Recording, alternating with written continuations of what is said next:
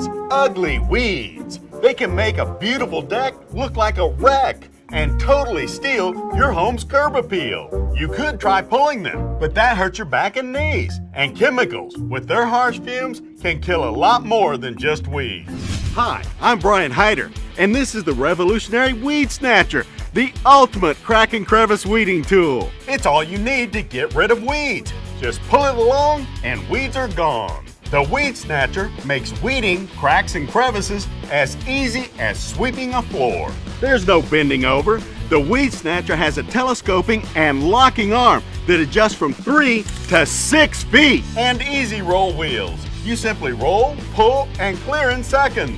There are 2 interchangeable heads that you can swap easily with the push of a button. A wider blade for larger cracks and a thinner blade for narrow crevices.